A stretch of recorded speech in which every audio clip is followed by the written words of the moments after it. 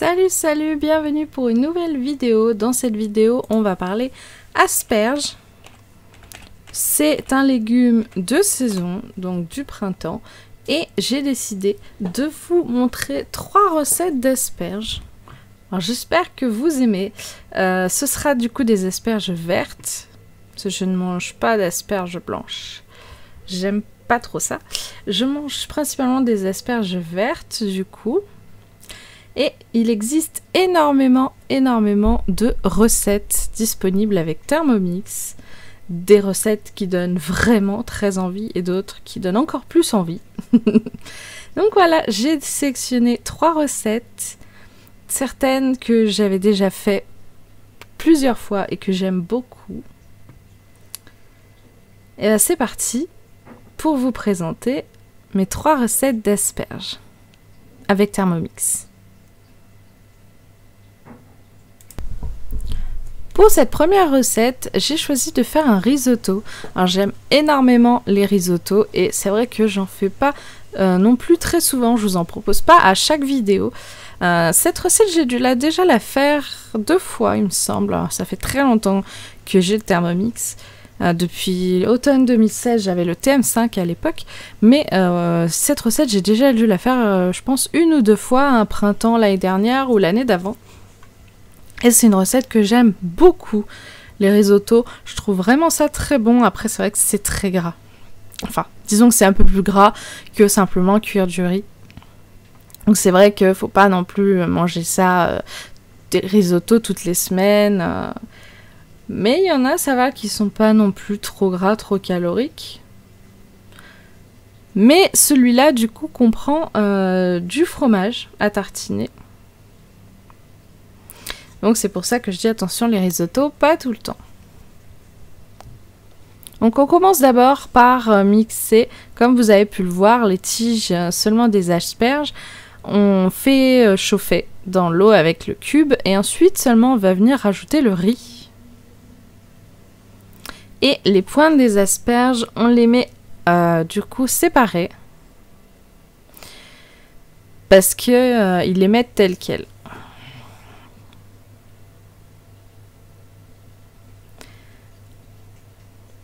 C'est très rapide comme recette, extrêmement rapide, vous voyez, 3 minutes de vidéo et ça y est, le risotto est déjà prêt. Donc ce qui est le plus compliqué pour le risotto, c'est de le servir, de le mettre, de sortir du bol. Parce que c'est très compact. Et moi, ça me demande du coup beaucoup d'efforts sur mes épaules. C'est le seul petit point négatif avec le risotto, c'est que c'est très long à sortir du bol pour moi.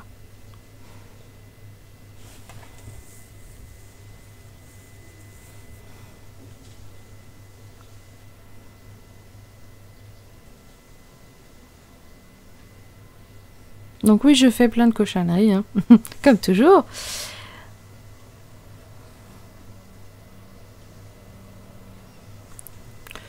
Je sais pas pourquoi.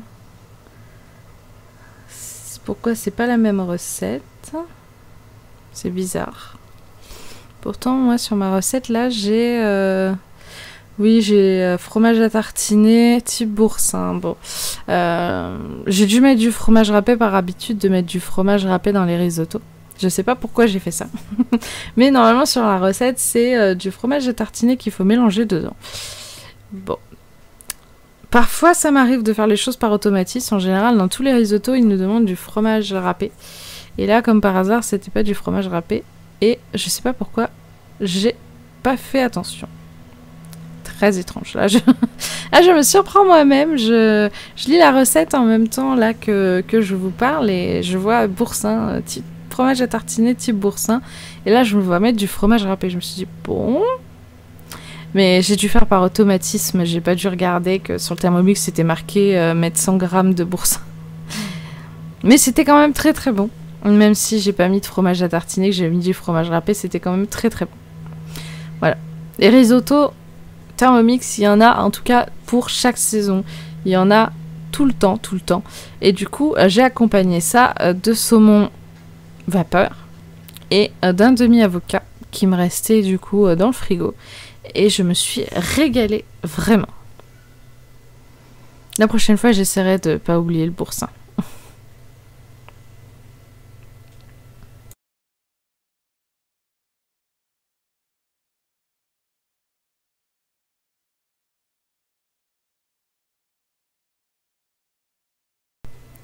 Pour cette deuxième recette, c'est une recette que j'aime énormément. Il s'agit d'une salade de pâtes aux asperges. Donc avec de la mozzarella et une sauce de salade aux olives noires. Alors moi, je suis extrêmement fan d'olives, contrairement à mon chéri qui déteste ça et qui n'aime pas trop les légumes non plus. Donc de toute manière, il n'en aurait pas mangé. Donc une sauce de salade très très simple avec des olives noires, donc normalement échalotes, mais nous on n'en a pas et on n'est pas trop fan. De l'huile d'olive, du jus de citron, on mixe tout ça, ça fait voilà une sauce toute simple. Alors moi je considère que juste de l'huile et du jus de citron ça fait pas une sauce de salade personnellement. Pour moi s'il n'y a pas de vinaigre il n'y a pas de sauce de salade. Donc en général quand il y a des recettes comme ça où ils mettent juste de l'huile, je rajoute du vinaigre en général après.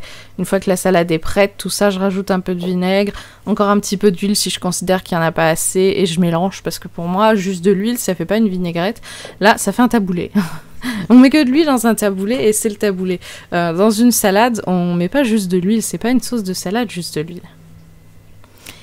Donc ensuite, on continue tout simplement. Hein, voilà, on cuit les pâtes, on cuit les asperges, etc. D'abord les asperges. Les pâtes, enfin, voilà, là, il n'y a rien de compliqué à une salade de pâtes aux asperges. Une pré-cuisson des asperges, bien sûr, vu que ça cuit plus longtemps que les pâtes. Donc là, j'ai pas utilisé les mêmes pâtes que dans la recette. Là, ils utilisent des fusilli, donc les petites pâtes en spirale. Moi, j'en avais pas du tout. Et j'avais ces petites pâtes-là qui me restaient et que je sais très bien que ça, voilà, il fallait les finir. Et je me suis dit, bah pourquoi pas. Du basilic. Oui, je sais pas pourquoi ils mettent du basilic. Pour moi, basilic serait plutôt dans les salades de tomates. Plutôt que là, mais ça allait très bien avec. On égoutte les pâtes. Donc là, vu que j'avais déjà sali le varoma, j'ai utilisé le varoma pour égoutter les pâtes. Sinon, j'utilise un truc classique pour égoutter les pâtes. Donc, on mélange très bien. Voilà, la petite sauce qui est au fond, du coup. La mozzarella, les asperges et les pâtes. De manière homogène. Et je sais pas si je l'ai montré en vidéo. Non, je l'ai pas montré, mais j'ai rajouté quand même du vinaigre et un tout petit peu plus d'huile parce que finalement, il n'y en avait pas beaucoup. Et croyez-moi, cette salade est l'une de mes préférées au printemps. Je la fais tout le temps maintenant depuis, je crois que ça doit être la 3e année que je la fais. 3e printemps de suite, c'est vraiment une super bonne salade, je vous la recommande. Pour cette dernière recette, j'ai choisi de faire une papillote, des choses que je fais pas souvent, mais qui sont très très bonnes. Donc papillote de cabillaud aux asperges et céréales. De toute manière, vous aurez tous les liens, les 3 liens de ces recettes, vous pourrez les retrouver en description sous la vidéo, il n'y a aucun problème, comme ça vous les avez, vous pouvez les regarder, les programmer. Si vous n'avez pas Thermomix, vous pouvez quand même aller sur le lien, vous aurez accès uniquement, donc si vous n'avez pas de Thermomix, que vous n'avez pas de compte Cookidoo, vous aurez accès uniquement aux ingrédients et uniquement aux ingrédients. Vous ne pourrez pas voir les étapes des recettes, etc. Mais vous aurez accès aux ingrédients au moins si par exemple cette recette vous intéresse. Par exemple la salade de pâtes, c'est très bon. C'est pour 4 portions, je vérifie, voilà. Il n'y a pas tellement besoin d'un Thermomix pour faire une salade de pâtes. Voilà, si vous voulez les proportions, les ingrédients détaillés, vous avez tout, le poids, etc. Même si vous n'avez pas de Thermomix, par contre, voilà, vous n'aurez pas les détails, etc.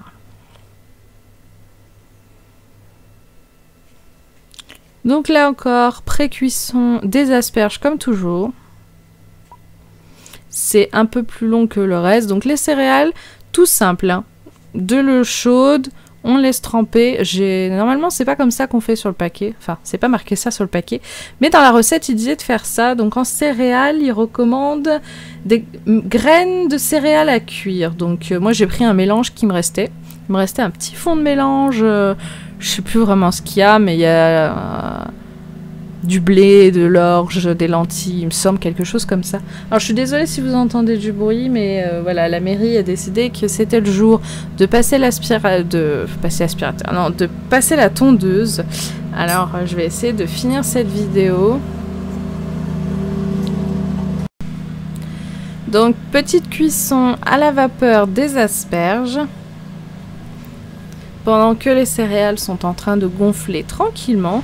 Une fois que les asperges sont prêtes, ça va être le moment de faire les papillotes. Donc moi, comme toujours, je ne fais que la moitié des ingrédients, sauf le risotto. Souvent le risotto, je me rends compte que une portion, par exemple un risotto pour 4, souvent ça nous fait 3 assiettes avec le chéri. Donc souvent les risottos, surtout quand il y a 200 g de riz dans la recette pour 4 personnes, moi j'aime tellement les risottos qu'en général je fais tout. Sinon les autres, je fais la moitié. Salade de pâtes, cette recette-là, j'ai fait la moitié. Ça suffit donc 2 papillotes pour 2 midis dans la semaine, vu que je mange toute seule. On sépare les céréales, je dépose le cabillaud et ensuite c'est le moment de répartir les asperges dans les 2 papillotes. Donc là, les papillotes que j'ai, c'est des papiers déjà tout prédécoupés en rouleaux. Donc c'est bien parce que j'ai pas à les découper, c'est déjà tout prédécoupé. Et oui, ils existent en blanc et en marron. Étape suivante. On plie les papillotes bien proprement en essayant de faire en sorte que ce soit bien scellé partout. Donc je suis désolée si avant vous avez entendu un peu la tondeuse dehors, des gens qui passent la tondeuse. J'ai fermé la fenêtre pour essayer de finir cette vidéo un peu tranquille. Donc je place les papillotes dans le varoma que je remets du coup sur le bol qui a toujours l'eau de tout à l'heure. Et c'est parti pour la cuisson finale.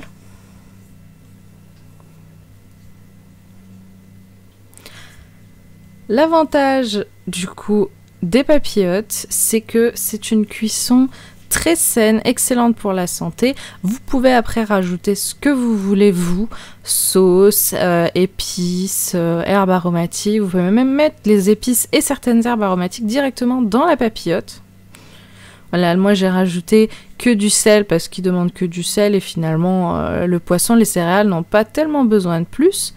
Mais si les légumes vous les aimez avec d'autres choses comme herbes aromatiques, comme épices, n'hésitez pas.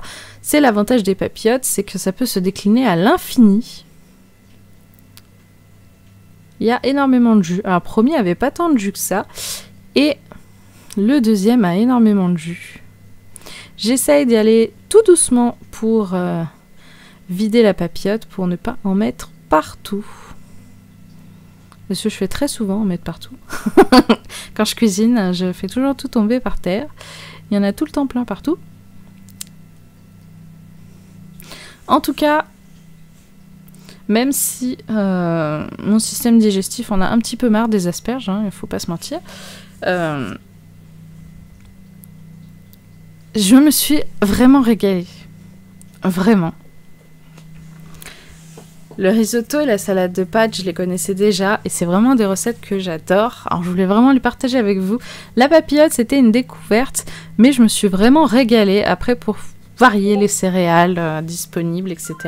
C'est toujours des goûts différents en association. Je vous dis à très bientôt pour une autre vidéo. N'hésitez pas à venir en commentaire.